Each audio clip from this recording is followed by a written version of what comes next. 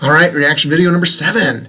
I was thinking about how I've been doing all these searches for the word with the word homework in it, and I thought, well, let's see how teachers are coping with the pandemic and having to teach a lot with their students at home, and they're probably making some videos of content. Certainly, I've done a ton of that in my career. So I just did a different search today. I think I did Chapter 5 Physics, and this is what I got. So here we go. Okay, this lecture should be pretty short and sweet, so that's nice for you. What we're going to do is pick up nice for you. where we left off in class. Oh, there's an autofocus on the camera. Interesting. I was just beginning to introduce to you uniform circular motion. We talked conceptually about what that means. And I threw 3 equations at you, which I will rewrite on the board here in a second. Oh, I like that. And what I would like to do in this lecture is just run through 3 practice. So I like how she talked about, the narrative that they had last time they met, and uniform circular motion, trying to get their brains going again. And she said, I gave you three interactions, 3 equations last time, and don't worry, I'll give them to you again. I thought that was great. Problems together to look at how we can problem solve with uniform circular motion. So just as a quick refresher, uniform circular motion happens when something is rotating at a constant rate. So the speed with which something is spinning or circulating is going to stay the same. If the speed is I really like that. When we're in uniform circular motion, we would also say that the radius of rotation. I really like that focus on the word uniform. It's not enough to just be going in a circle. Well, I mean, you can go in a circle, do whatever you want, but if you want to do this sort of analysis that I'm assuming she's about to do, it has to be uniform. And, sometimes phrases like that, students just kind of throw away. They're like, yeah, circular motion. And, textbooks and often teachers are quite consistent, like uniform circular motion, just like simpler harmonic oscillators, right? Where we're really trying to say only those things that have, a force that's proportional to displacement. And for uniform circular motion, we're going to get lots of cool stuff here, but it's really, really fascinating when you do non-uniform circular motion. So you stay on a circular path, but you speed up and slow down. How do you deal with that? And what are the accelerations involved? So I really like how she's focusing on, look, this is what we're doing, and here are the cases where that's going to matter. Is the same, and the centripetal acceleration is constant. So we talked a lot about centripetal acceleration in class on Thursday. See if she says centrifugal at all. In class on Tuesday. I know that drives people crazy. So far, I think, let's do a count. I think it's twice she said centripetal and 0 times she said centrifugal. Because that's what your textbook, I know you're not looking at that much, but that's what your textbook says. I know you're not looking at that much. And we say that this is equal to v squared divided by r. Now I'm repeating myself, but I'm going to mention. Well, she's done a great job of framing here. The font size she's using is great. I can see it just fantastic. I mean, I'm guessing she kind of monkeyed around until she found a camera location that really worked well for her.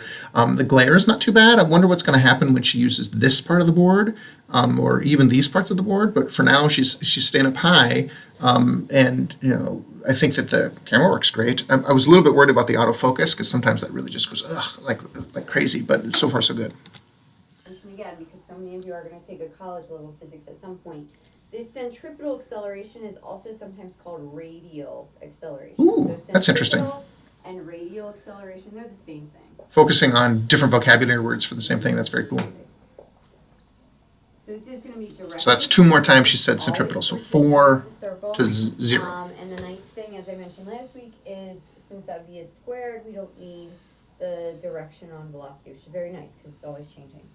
We're going to want our velocity in meters per second, and we're going to want our radius in meters. Yeah, cool. It's interesting. It's really, really fascinating. I think students really struggle with this, right? So velocity is a vector. Oh my gosh, it's a vector. They're going to quiz me on that. And one of my reaction videos, I got that screwed up. And so this equation is how it's always, this has been burned into physicists' brains forever, but really, really, this should be speed, right? Because you can't square a vector, or you should do the magnitude, velocity, blah, blah, blah. So it's really interesting that we insist on calling this v squared over r. As soon as you say v squared, it can't be a vector. How do you square a vector? So I don't know. I just find that interesting.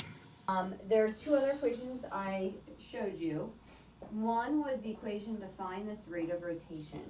So what we do is we take the circumference, which is going to be the distance around, obviously, the distance around the rotation. And we divide it by the time it takes to go around one rotation, which we call the period.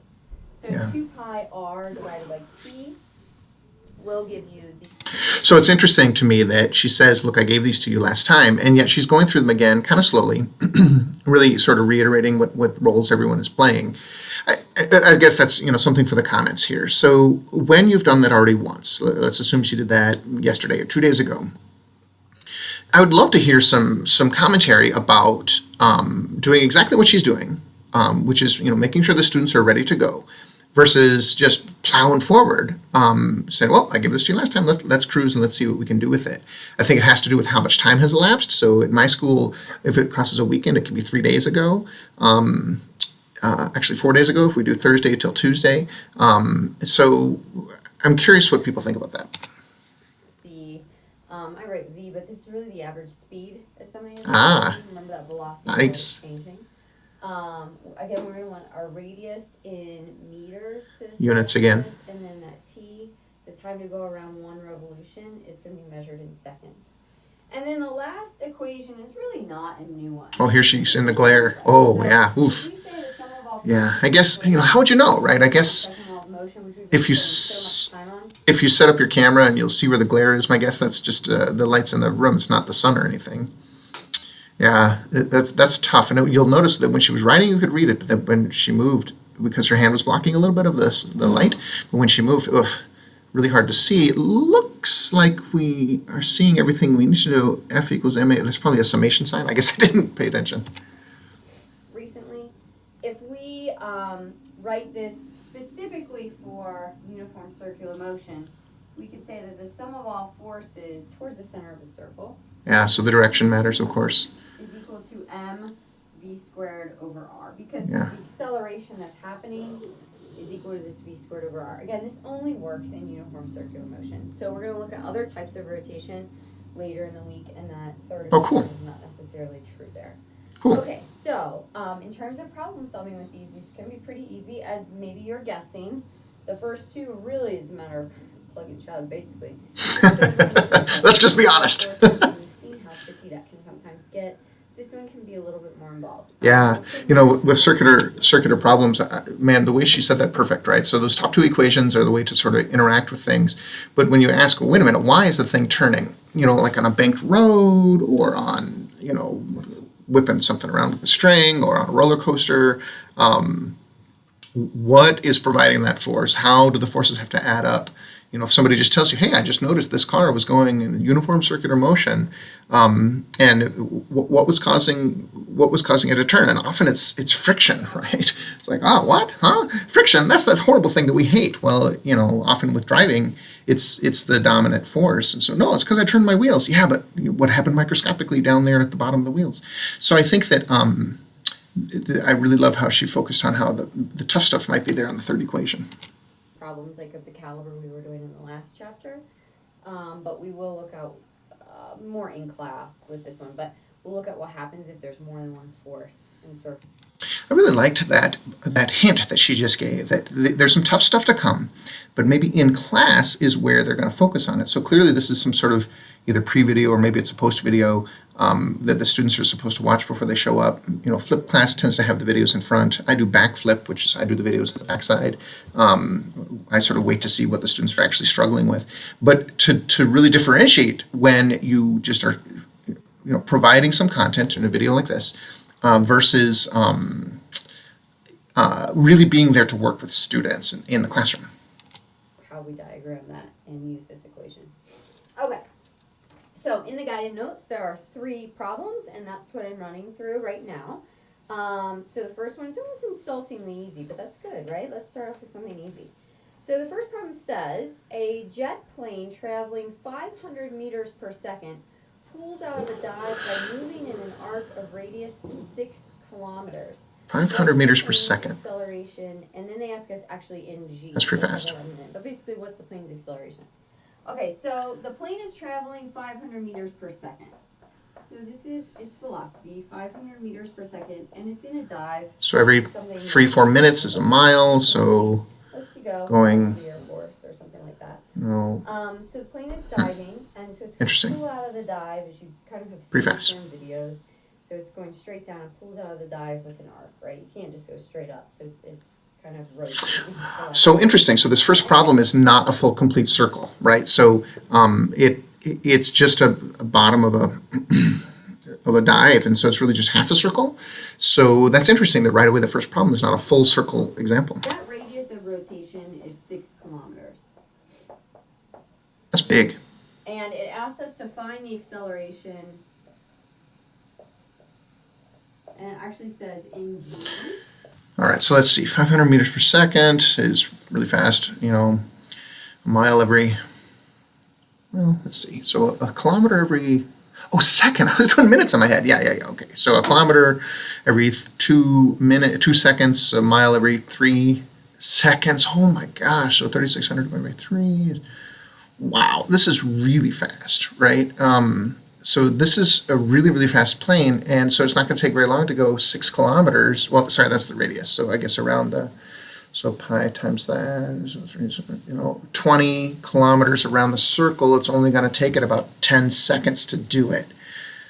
I'm thinking these are going to be some serious G's. If it's realistic, we know that fighter jets. I think I remember that 10 Gs is super dangerous. At amusement park, 2 or 3 Gs feels really, thrilling. So I'm guessing this is going to be less than 10 Gs, but more than 5 Gs. So I'm going to guess between 5 and 10. Okay, so let's find the acceleration. I'll explain this in G's. We might have done this already. I'll explain that towards the end of the problem. Okay, so find Awesome. the acceleration. This is going to be centripetal acceleration. Got what we need. Plug it in. Let's see if I can do this math. Squared over R. 2,500 divided by 6. 2,400 divided by 6 would be 400. The radius in kilometers. And then divided by we need to 10. have some, What? Uniformity between these units. So if I 40 want this in Gs? meters per second, I'm going to want that radius in meters too. So 6 kilometers, there are 10 to the third or 1,000 meters. Oh, okay. That's what I did wrong. So 6,000. So 6,000. 25 with 4 zeros. 250,000 divided by 6,000. So 250 divided by 6. Yeah, okay. Yep. This, I stick with my original prediction.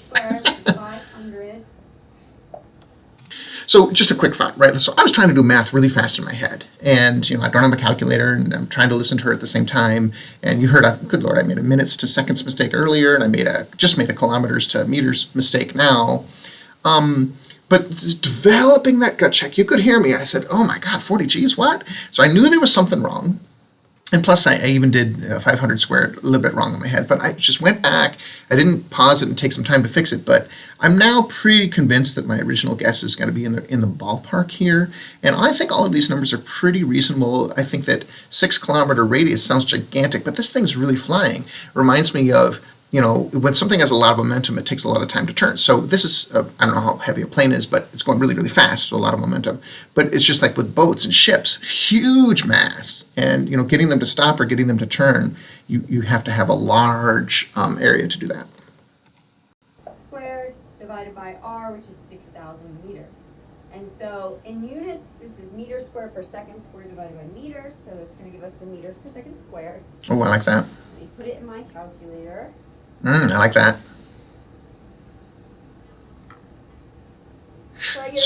So she could walk up to the camera and show how she's doing on the calculator. But I think that if students are following along here, they could grab their calculator and double check.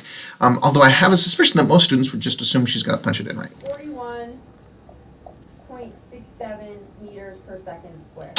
Shoot! Okay, so Shoot! I'm a little bit off. I said between 5 and 10 Gs. This is going to be about 4 Gs, 4.2 Gs. 6.7 meters per second squared. Now they ask us to put this in Gs. 1 G is just equal to 9.8. It's like, so essentially we're finding out how many times. It's interesting that we can't see her decimal places, right? And so the question is, as students were looking at this, boy, I thought your R was 600 kilometers, right? And again, the idea of where can you use your intuition, your experience to know, oh, that must have just been a 6. And of course, also to listen to her. And here, most students are so used to punching 9.8 into their calculators, they could assume that this decimal place is probably there. But I think that the combination of the audio and the visual that a video can provide is useful.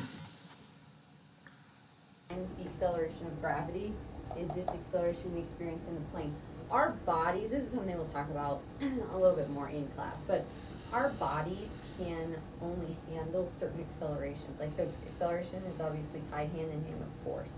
And there's a certain amount of force like my physical body can withstand. And everybody's a little bit different, but there's, a certain amount of G's where one would black out or pass out, eventually be crushed. So you've experienced some of these higher G's. This is them coming like ridden a roller coaster. So you have to like push back into the seat. And if you try, I don't know, maybe you're so freaked out. This is me. I'd be so freaked out when you try. But if you try to like lift your arm, it's going to feel heavier. Love it. Move your limbs. It's going to feel heavier and hard to move. So I'm going to stop here and just talk a little bit about things like physics. At a local in Minnesota, there's Valley Fair, which is a roller coaster place, and we have Physics Day at Valley Fair.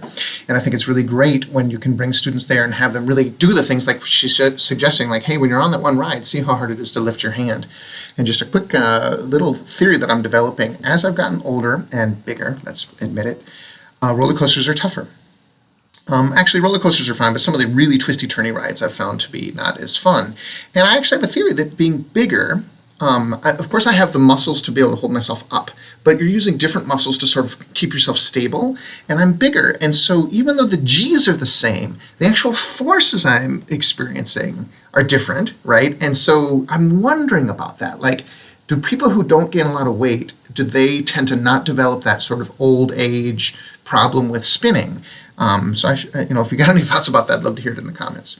I'm going to pause here. It's a decent amount of time. Thank you all so much. And as usual, physics teachers are awesome.